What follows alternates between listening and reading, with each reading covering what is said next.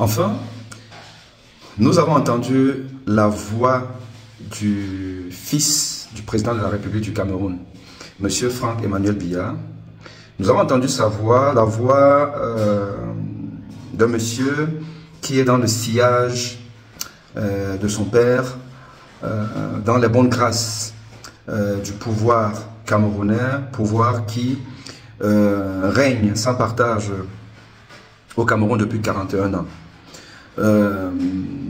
Quelqu'un qui a le soutien d'une certaine partie de la population camerounaise avec la création d'un mouvement appelé les Frankistes, mouvement qui a pour objectif de le porter à la tête du pouvoir.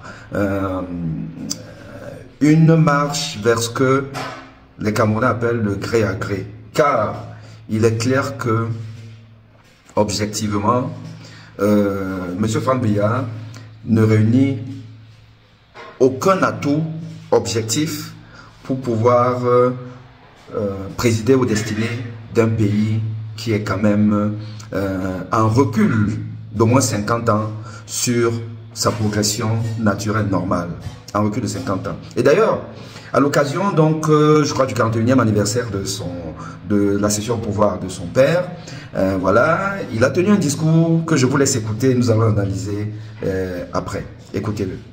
Militant au même titre que tout le monde. Donc je laisserai bien entendu toujours le président de sous-section le faire, mais je crois qu'il était juste important de souligner qu'à la base, si je suis là aujourd'hui, c'est parce que j'ai eu l'occasion de le rencontrer il y a quelques jours. Et il a souhaité que l'on fasse front commun pour pouvoir éventuellement, d'une certaine manière, soutenir les initiatives de personnes jeunes telles que lui. Parce que je crois qu'il a eu l'opportunité d'être président d'une sous-section qui est importante et très peu de jeunes ont cette, on va dire, cette opportunité-là. Donc je crois que c'est dans ce sens que je suis venu pour soutenir cette initiative.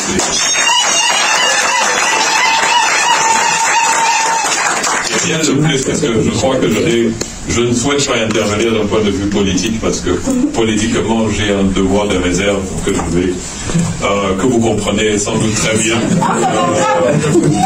Il est clair que je vais juste essayer d'une certaine manière de soutenir un certain nombre de choses et d'orientations qui vont dans, je pense, le bon sens, mais au-delà, je ne me prononce pas sur les positions politiques. Je crois que, de toute façon, je crois que les choses sont claires et doivent rester claires. Ça veut dire que nous avons, bien entendu, dans les statuts du parti, les choses qui sont bien définies. Nous avons ce que l'on appelle le leader naturel du parti, qui reste le même de toute manière. Et il est important que l'on ne brouille absolument pas le message. Donc, je crois qu'il faut pouvoir rester dans son sillage et puis l'accompagner du mieux que l'on peut. Et c'est ce qu'on essaye de faire. Et même si on ne se prononce pas d'un point de vue politique, on essaye quand même de soutenir, je pense, des initiatives pour le sens qui vont dans la bonne direction. Et c'est ce que je fais aujourd'hui.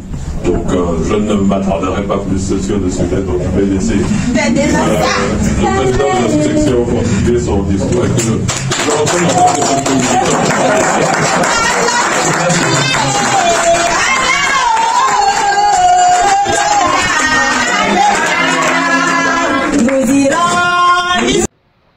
Alors, vous avez très bien compris. Et il y a des mots-clés qu'il faut comprendre ici, là. Monsieur Franck Emmanuel Biya, la cinquantaine. Au Cameroun, on considère qu'on est jeune quand on a 50 ans. Donc voilà donc un jeune qui nous explique que on peut tout faire, mais il faut rester dans la dynamique de son père de président. Il ne faut rien changer. Il ne faut rien changer. Et vous avez vu les images de ce pays. Un pays qui ressemble à un champ de ruines. Un champ de ruines où il n'y a aucune route. Il n'y a plus de route ni au village, ni en ville. D'ailleurs, il n'y en a pas en ville. Les routes du Cameroun sont des cratères. Des cratères à cause de la corruption, à cause de la prévarication, à cause de l'impunité prônée par l'homme du renouveau et du slogan rigueur et moralisation. Oui, le président Paul Biya est arrivé au pouvoir en 1982 avec pour slogan rigueur et moralisation. C'est-à-dire que il y avait quand même au Cameroun à l'époque d'Ahidjo un certain laisser-aller, finalement, peut-être des détournements de fonds comme il y en a dans tous les pays du monde, voilà. Et lui il vient, il opère une rupture, il dit que alors tout ça va s'arrêter, il faut qu'on soit dans une dynamique de développement de progrès. Et cette dynamique de développement de progrès s'est transformée en laxisme, en vol, en pillage, où aujourd'hui il y a quand même au moins 2 gouvernements camerounais en prison. Et on sait qu'il y en aurait peut-être 10, 20, 30 si jamais on voulait sévir dans ce pays où une nomination est synonyme de vol, de pillage, de détournement des deniers publics.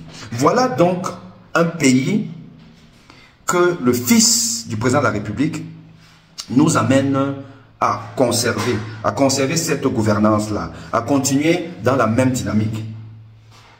Et d'ailleurs, on apprend que certains Camerounais l'ont plébiscité comme 3e personnalité publique, aimée par les Camerounais. Waouh! Quelle bonne nouvelle pour le Cameroun d'aujourd'hui et de demain. Que le fils d'un président qui nous dit que tout va bien et qu'on continue comme ça. Or, il est clair pour tout le monde, et surtout pour les étrangers, que le Cameroun est devenu un champ de ruines. Le Cameroun ne ressemble plus à rien. Le Cameroun, c'est un pays qui tend à disparaître. Tant il y a tous les ingrédients pour la disparition d'une nation. Le tribalisme, la violence, la corruption, la prévarication,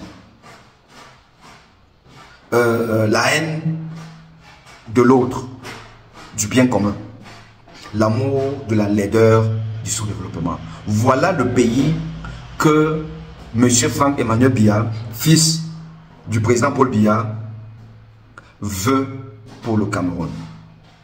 Alors, aux Camerounais d'apprécier. À très vite.